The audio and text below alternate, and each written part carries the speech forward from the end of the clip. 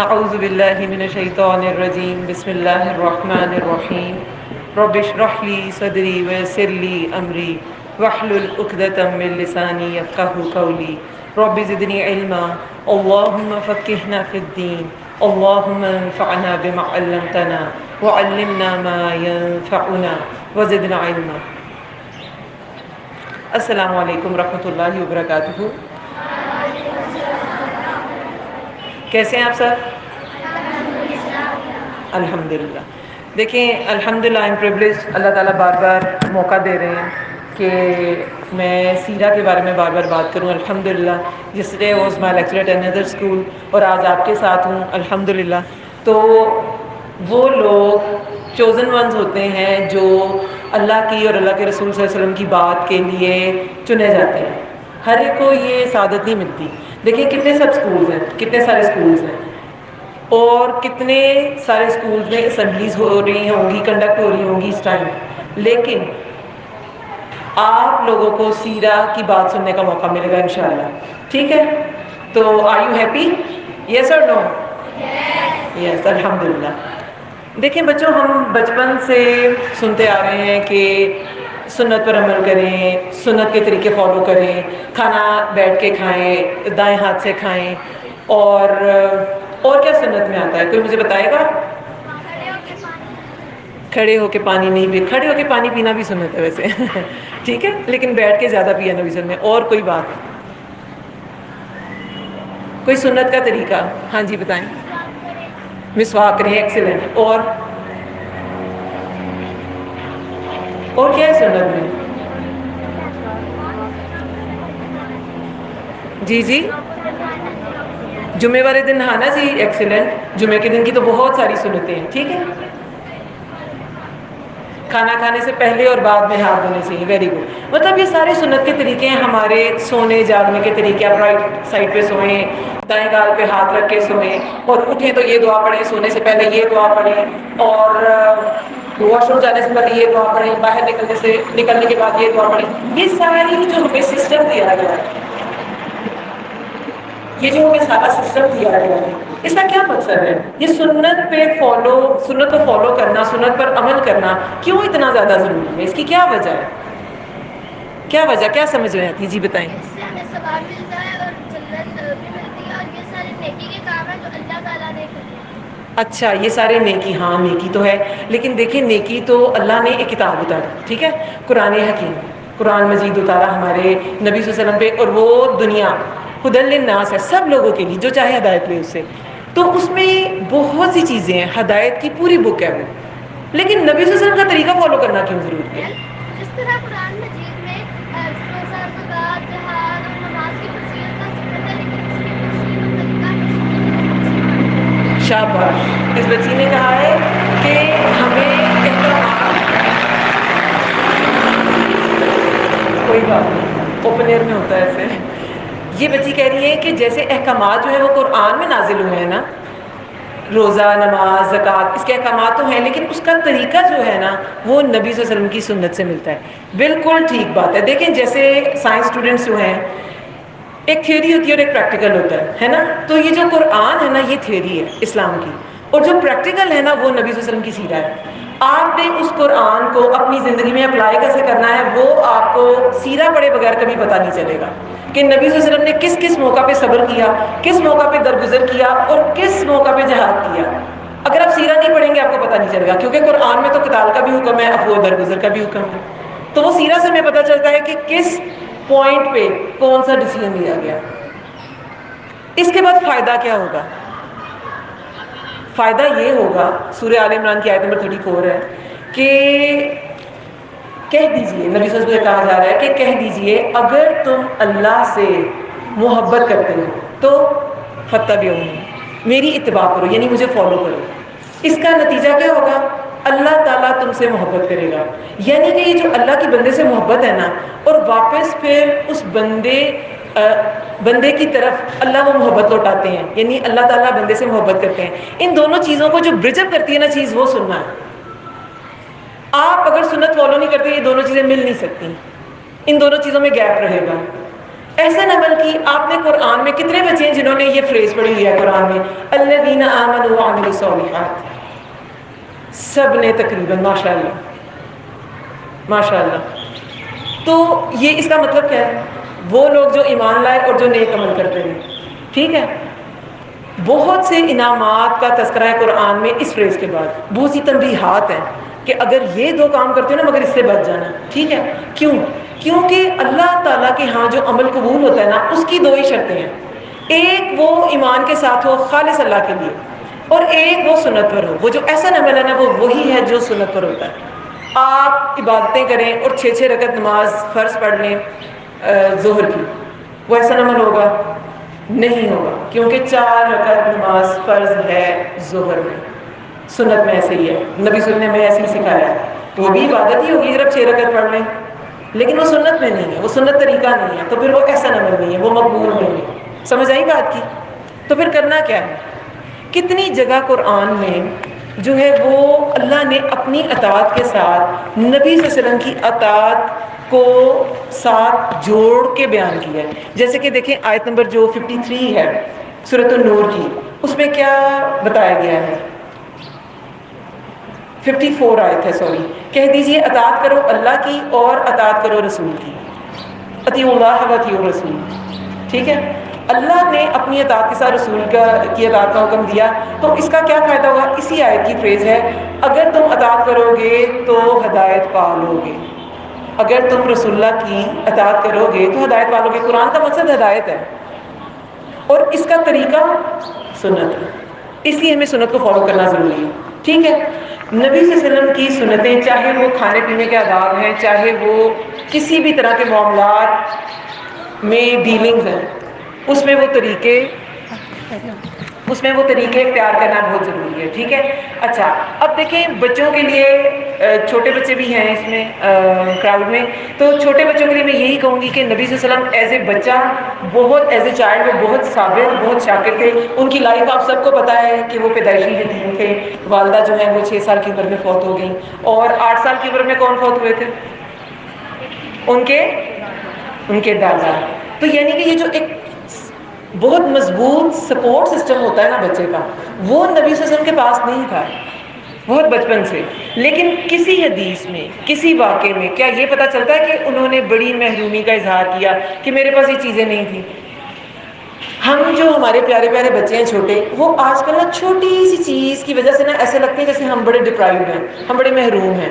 چھوٹی سی چیز نہیں ہوتی, کوئی گیم خریدنے کو کہہ دی تو پیرنٹس نے لے کے نہیں دی تو وہ ناراض سے ہو جاتے ہیں کہ جیسے کچھ ہے ہی نہیں ہمارے پاس. زندگی میں خوش رہنے کا ایک ہی گر ہے, زندگی میں کامیاب رہنے کا ایک ہی گر ہے, اور وہ ہے شکر گزاری. آپ اگر شکر گزار ہیں تو آپ میں وہ کرج پیدا ہوتی ہے کہ آپ بہت سا کام کر سکیں اور اپنی مشکلات کو فیس کر سکیں. کیونکہ جو شکر گزار ہوتا ہے نا وہ اپنی زندگی کی پازیٹیو چیزیں دیکھ رہا ہوتا ہے, جو اس کے پاس ہے اس کو دیکھتا ہے, جو نہیں ہے اس کے پاس اس کو دیکھتا ہی نہیں ہے. لیکن جو مایوس ایک انسان ہے, بچہ ہے یا بڑا ہے, وہ اس مکھی کی طرح ہوتا ہے جو سارے صحت مند جسم کو چھوڑ کے نا زخم پہ بیٹھ جاتی ہے.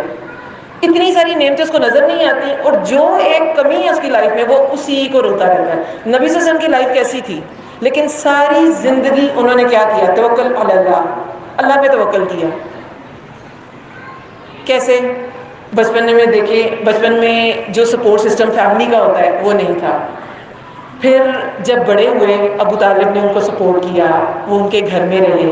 پھر ان کی جو زوجہ تھی حضرت خدیجہ رضی اللہ عنہا, وہ ایک بہت بڑا اسٹرانگ سپورٹ سسٹم تھی ان کا, with in the house, with in the home, گھر کے اندر ہر چیز میں سپورٹ کیا. کہ رسول اللہ کیا فرماتے ہیں کہ جب کسی نے میری بات نہیں مانی تو خدیجہ نے مانی, اس نے مجھ پہ اپنا مال لگایا. ہر طرح کی سپورٹ انہیں ملی گھر کے اندر سے. اور ابو طالب جو تھے قریش مکہ دشمن تھے نبی صلی اللہ علیہ وسلم کے, کتنی دست درازیاں ہوئی ان پہ. ان پہ ابو مقید جو تھا وہ تھوکا اس نے, نعوذ باللہ, وہ تھوک اللہ کے حکم سے اسی پہ لوٹ آئی. پھر اتیبہ جو تھا ابو لہب کا بیٹا, اس نے کرتا پھاڑ دیا. اور ابو جہل جو تھا اس نے نماز پڑھے تھے تو اوجری, اونٹ کی بہت بڑی ہوتی ہے اوجری, اس میں سارا گند ہوتا ہے اونٹ کا, وہ ان کے اوپر رکھ دی. کتنی زیادہ بدتمیزیاں وہ کرتے تھے. ٹھیک ہے, لیکن وہ ایک سپورٹ سسٹم تھا ان کے پاس جس کی وجہ سے وہ اللہ کا دین کا کام کسی نہ کسی لیول پہ کرتے رہے اور ایک یقین ان کے اندر تھا کہ میرا اللہ میرے ساتھ ہے. اللہ پہ جو توکل تھا وہ ساری زندگی میں مختلف ادوار میں مشکلات آئیں. جب 10واں سال تھا نبوت کا تو اس میں کیا ہوا؟ حضرت خدیجہ رضی اللہ عنہا بھی وفات پا گئی، ابو طالب بھی وفات پا گئی، سپورٹ سسٹم ختم ہو گیا. اس سال کو کیا کہتے ہیں، کوئی بتائے گا؟ کوئی ایک عام الحزن، شاباش، عام الحزن، غم کا سال. تو کیا کیا انہوں نے؟ چھوڑ چھاڑ کے بیٹھ گئے، اب میرا سپورٹ کرنے والا کوئی نہیں. کیا ہوا؟ انہوں نے طائف کا سفر کیا اسی سال. اور پھر کیا ہوا؟ نبی صلی اللہ علیہ وسلم کہتے ہیں وہ میری زندگی کا سب سے سخت ترین دن تھا. 10 دن طائف میں رہے تھے، لیکن جب لوٹے تو کس طرح لوٹے کہ وہ جو وہاں کے نوجوان اور غلام تھے انہوں نے پیچھے لگا دی، ان کو پتھر مارو، نعوذ باللہ، ان کو برا بلا کہو. اسی طرح وہ واپس آئے وہاں سے. تو کیا کہا؟ بددعائیں کی ان پر؟ نہیں. ان کے لیے بھی دعا کی کہ اللہ ان کی اولاد میں سے ہدایت والے لوگ پیدا کرے. اور پھر واپس آنا مشکل تھا مکہ میں. اللہ پہ بھروسہ کیا نا، اللہ پہ بھروسہ کر کے گئے تھے، واپس بھی اللہ پہ بھروسہ کر کے آئے. کوئی مدد کے لیے نہیں تھا. تو کیا ہوا؟ مطعم بن عدی نے انہیں پناہ دی، وہ کافر تھا. جب آپ اللہ پہ توکل کرتے ہیں نا تو اللہ کافروں سے بھی مدد دلا دیتا ہے آپ کو. تو نبی صلی اللہ علیہ وسلم کی ساری زندگی جو ہے نا وہ توکل کا نمونہ ہے. آپ نے ساری زندگی بھروسہ اللہ کی ذات پہ کرنا. دیکھیں انسان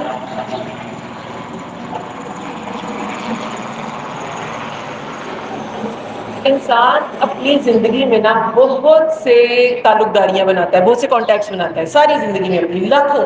آپ کاؤنٹ کرنے لگے تو چھوٹے بچے ہی پتہ نہیں کتنے سینکڑوں لوگ دیکھ چکے ہوتے ہیں. وہ لاکھوں لوگ اگر آپ کسی مصیبت میں پڑ جائیں نا، وہ لاکھوں لوگ چھوڑ کے چلے جاتے ہیں. ٹھیک ہے؟ تو کیا یہ بہتر نہیں کہ ایک ایسی ہستی کو آپ اپنا بنا لیں، آپ اس کے ہو جائیں کہ وہ آپ کے ساتھ ہو چاہے لاکھوں لوگ آپ کے مخالف ہو جائیں. اللہ کے نبی نے اسے ایک ہستی پہ بھروسہ کیا تھا، اور وہ کون سی ہستی تھی؟ اللہ کی ذات. شاباش، اللہ کی ذات تھی وہ ہستی. اللہ کے نبی نے اپنے رب پہ بھروسہ کیا تھا، تو آخر کامیابی اللہ کے نبی کو ملی. ٹھیک ہے؟ اب یہاں پہ الحمدللہ مجھے نظر آ رہا ہے بچیاں بھی ہیں، میں تھوڑی سی حیا پہ بھی بات کرنا چاہوں گی. دیکھیں رسول اللہ صلی اللہ علیہ وسلم کے بارے میں کیا آتا ہے کہ وہ کنواری بچیوں سے بھی زیادہ حیادار تھے، کنواری لڑکیوں سے بھی زیادہ. حضرت عائشہ رضی اللہ عنہا فرماتی ہیں کہ ایک بار ان کا کپڑا کھل گیا خانہ کعبہ کی تعمیر میں تو وہ بے ہوش ہو گئے. کہ کبھی نبوت سے پہلے بھی نہ کبھی ان کی کسی سے فرینڈشپ تھی، نہ محرم عورت سے، نہ کبھی ان کی کسی سے فرینڈشپ تھی. شراب کی حرمت نازل ہوئی مدینہ میں، 13 سالہ مکی دور میں نازل نہیں ہوئی.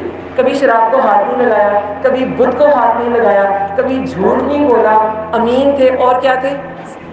صادق. شاباش، وعدے کے پابند. یہ سب کوالٹیز ان میں تب بھی تھی جب وہ نبی نہیں تھے، تب بھی تھی جب وہ بچے تھے یا ٹین ایجر تھے. تو جو حیا ہے نا، اگر حیا انسان میں نہیں ہے نا تو اس کا ایمان مکمل نہیں ہے. حیا ایمان کا جز ہے، ایمان کا حصہ ہے. میں آج کل الحمدللہ اللہ نے چانس دیا تو سورہ نور آج کل تفسیر اس کی کرا رہی ہوں.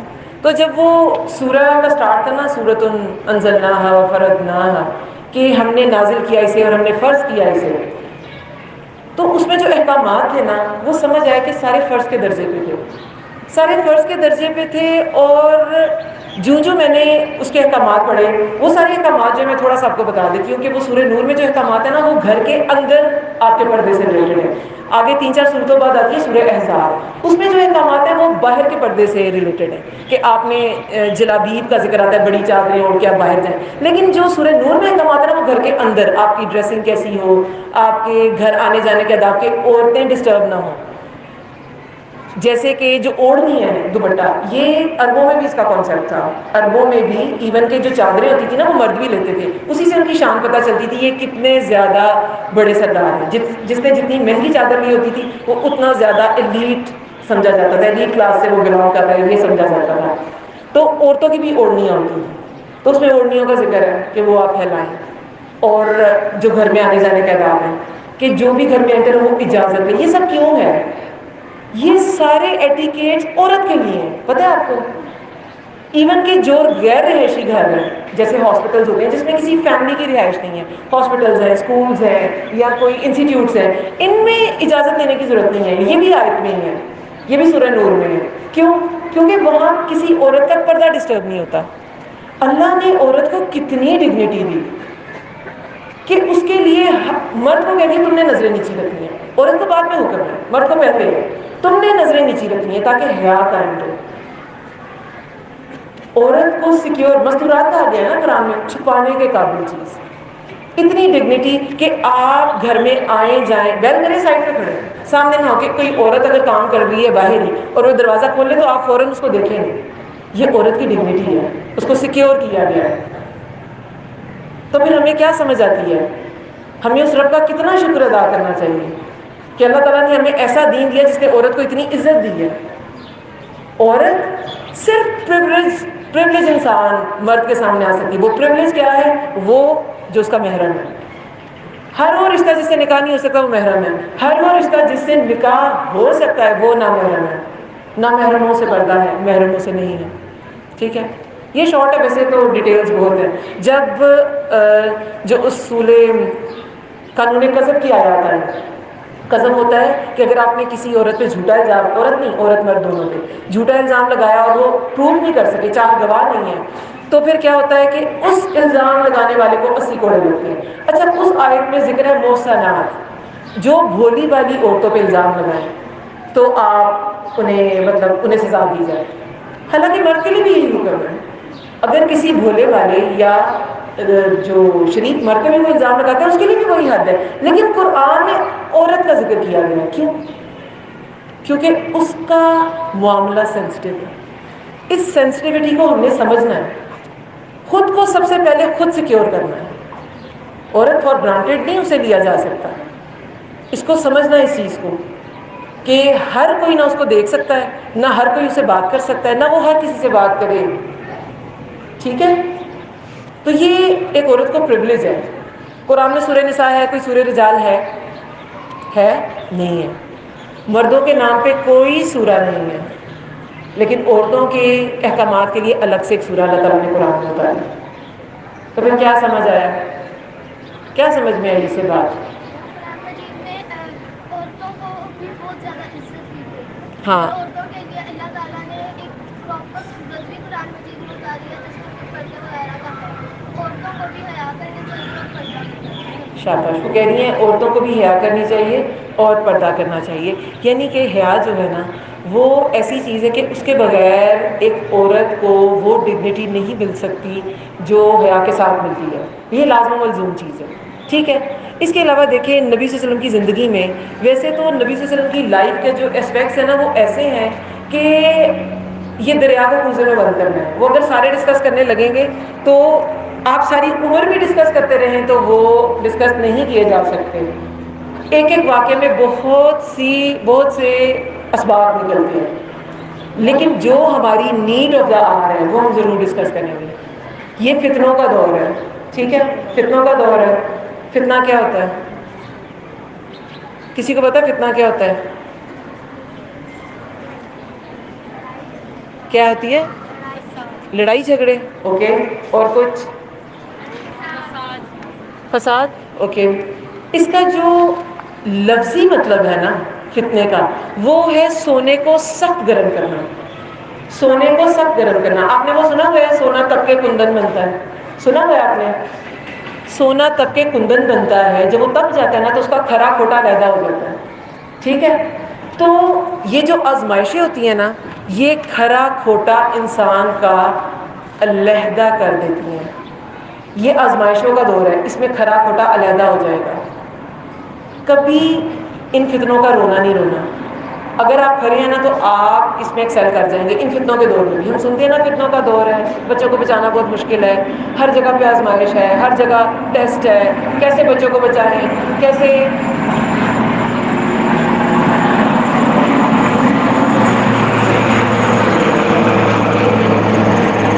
اسلام کے طریقوں کو فالو کریں، یہ سب کچھ ہم کہتے ہیں. یہ سارے جملے ہم اپنے سوسائٹی میں سنتے ہیں. ٹھیک ہے، لیکن اسی سوسائٹی میں، اسی طرح کے لوگوں میں، اسلام رہے گا. پہلے بھی وہ اجنبی تھا، جب عرب تمام بت پرست تھے، مشرک تھے، تب بھی اسلام نافذ ہوا. آج بھی یہ پریکٹیکل ہے، اپلیکیبل ہے، کیونکہ رسول اکرم صلی اللہ علیہ وسلم نے کیا فرمایا؟ اسلام اجنبی تھا، اسلام اجنبی ہو جائے گا، مبارکباد ہو ان اجنبیوں کو. تو وہ اجنبی تو رہیں گے. تو ہمیں کرنا یہ ہے کہ ہم ان اجنبیوں میں سے ہوں، کیونکہ ان کو مبارک ہمارے نبی صلی اللہ علیہ وسلم نے دی ہے. یہ فتنوں کا دور رہے گا، لیکن آپ کو اس میں سے بچنا ہے. کیسے بچیں گے؟ اپنی زبان کو کنٹرول کر کے، اپنے اعمال کو کنٹرول کر کے. مسلمان وہ ہے جس کی زبان اور ہاتھ سے دوسرے مسلمان محفوظ رہیں. مسلمان کی تعظیم دوسرے مسلمان پہ فرض ہے نا. آپ بات بات پہ کسی کو بلی نہیں کر سکتے، کسی کو انسلٹ نہیں کر سکتے. منافق کی کون سی 4 صفات ہیں؟ بات کرے تو جھوٹ بولے، وعدہ کرے تو. یہ حدیث ایسی ہے جو شاید ہی کوئی بچوں کا لیکچر ہو جس میں نے کوٹ نہ کی ہو، کیونکہ یہ بیس ہے اخلاقیات کی. یہ منافق کی صفات ہے، یہ مومن پہ نہیں ہونی چاہیے. منافق جہنم کے سب سے نچلے درجے میں ہے، سب سے نیچے، کافروں سے بھی نیچے. تو یہ مومن میں نہیں ہونی چاہیے. بات کرے تو جھوٹ بولے، وعدہ کرے تو توڑ دے، امانت رکھواؤ تو خیانت کرے، اور جھگڑا کرے تو گالی گلوچ میں اتر آئے. آپ کوئی بیڈ ورڈ کسی مسلمان کو نہیں کہہ سکتے، غیر مسلم کو بھی نہیں کہہ سکتے. اللہ تعالیٰ نے جو دین دیا ہے، نبی صلی اللہ علیہ وسلم نے تو غیر مسلموں کے بھی بہت حق رکھے ہیں. اللہ کے نبی نے کہا ہے کہ اگر کسی نے کسی ذمی کے ساتھ ناانصافی کی یا اس کے ساتھ زیادتی کی، تو قیامت کے روز میں اس کا وکیل ہوں گا. ذمی کیا ہوتا ہے؟ وہ نان مسلم جو مسلم اسٹیٹ میں رہتا ہے اور امن سے رہتا ہے، وہ ٹیکسز پے کرتا ہے، اور اس کی حفاظت کا ذمہ مسلم اسٹیٹ کا ہوتا ہے. اگر اس کے ساتھ کوئی زیادتی ہوتی ہے، رسول اللہ نے کہا کہ میں اس کا وکیل ہوں گا. تو اس سے کیا پتہ چلتا ہے؟ عدل کا دین ہے. اپنے ہی ہم بہن بھائیوں کو چھوٹی چھوٹی باتوں میں، اسپیشلی آپ لوگ اسکول کے بچے ہیں تو پین، اریزرز، پینسلز، نوٹ بکس، ان چیزوں پر ہم لڑ پڑتے ہیں. غلطی سے دھکا لگ گیا تو اس پہ لڑ پڑتے ہیں. یہ مومن کو سوٹ نہیں کرتا، یہ اس کا طریقہ ہی نہیں ہے. ٹھیک ہے؟ تو کیا سیکھا آج آپ نے پھر؟ اپنی زبان کو کنٹرول میں رکھنا ہے. جس نے اپنی زبان کو کنٹرول کر لیا نا، خود کو کنٹرول کر لیا، اس کے پاس ہر چیز کانکر کرنے کی طاقت ہوتی ہے. جس نے خود کو کنٹرول نہیں کیا، وہ دنیا کی کسی چیز کو کنٹرول نہیں کر سکتا. تو اپنے آپ کو پہلے کنٹرول کرنا ہے. یہ جو ساری باتیں میں کر رہی ہوں، یہ سب سے پہلے میری اپنی اصلاح کے لیے. انسان کسی کا دل نہیں بدل سکتا، دل تو اللہ کی 2 انگلیوں کے درمیان ہے. وہ تو انسان کا اپنے دل پہ اختیار نہیں ہے، وہ کسی کا کیا بدلے گا؟ یہ دل اللہ بدلتا ہے. لیکن کوشش انسان کے ہاتھ میں. ہر انسان کا اختیار سب سے زیادہ اس کی اپنی ذات پہ. اگر آپ نے اپنے آپ کو نہیں بدلا، آپ کسی کو کچھ نہیں کہہ سکتے. تو ہم اس کے ساتھ ہی اس دعا کے ساتھ اینڈ کرتے ہیں کہ اللہ تعالیٰ ہمیں نفس کی پاکیزگی عطا کرے، ہمیں ایسا بنائے کہ ہماری زبان اور ہاتھ سے دوسرے مسلمان محفوظ رہیں. ہم پروڈکٹیو انسان بنیں، پروگریسو انسان بنیں، پروڈکٹیو مسلم بنیں، جو اسلام کے لیے کام کرتا ہے، جو اسلام کا ایک اچھا تاثر لوگوں کو دیتا ہے. آپ کو پتہ ہے ہر انسان، اسپیشلی جو مسلم نہیں ہے، وہ بکس نہیں پڑھتا. وہ اسلامی جو اسکرپچرز ہیں وہ تو نہیں پڑھے گا نا، قرآن نہیں پڑھے گا. وہ کن کو دیکھتا ہے؟ وہ اسلام کے فالوورز کو دیکھتا ہے. تو ہم فالوورز کیسے ہوتے ہیں؟ ہم کسی بھی اینگل سے لگ رہے ہوتے ہیں ہم مسلمز ہیں. تو وہ کیا لیتے ہیں؟ جھوٹ ہم بولیں، اور گالی گلوچ ہم کریں، اور لڑے جھگڑے ہم، اور وعدے ہم توڑیں، اور امانتیں ہم خیانت کریں. تو وہ ہم کیا تاثر لیں گے؟ وہ یہ نہیں کہیں گے مسلم جیسے، وہ کہیں گے اسلام میں شاید کچھ ایسا ہی ہے. امانت صرف وہ چیز نہیں ہوتی جو آپ نے کسی کے پاس رکھوائی ہے. ہر راز، کسی نے آپ کو سیکرٹ بتایا، وہ آپ پر امانت ہے، وہ آپ ڈسکلوز نہیں کر سکتے. اگر آپ نے بتا دیا، آپ نے خیانت کی. اگر آپ پہ کوئی ذمہ داری ہے، تمام لوگ کسی نہ کسی رسپانسبلٹی میں ہوتے ہیں. کبھی ماما نے چھوٹے بہن بھائی کی ذمہ داری دے دی، ٹیچر نے کوئی رسپانسبلٹی دے دی، یا ٹیچرز کو رسپانسبلٹی دی گئی. وہ سب امانتیں ہوتی ہیں. اگر آپ اس کو فلفل ٹھیک طرح سے نہیں کرتے تو پھر اٹس اے سن، یہ گناہ ہے. آپ نے امانت میں خیانت کی. کوئی مشورہ آپ سے لیتا ہے، آپ اس کو سنسیئرلی مشورہ نہیں دیتے، وہ خیانت ہے. تو اللہ تعالیٰ آپ سب کو امانت کا پاسدار بنائے. آمین یا رب العالمین. اللہم انی اسألک الہدی والتقی والعفاف والغنی. سبحانک اللہم وبحمدک، نشہد ان لا الہ الا انت، نستغفرک ونتوب الیک. السلام علیکم ورحمۃ اللہ وبرکاتہ.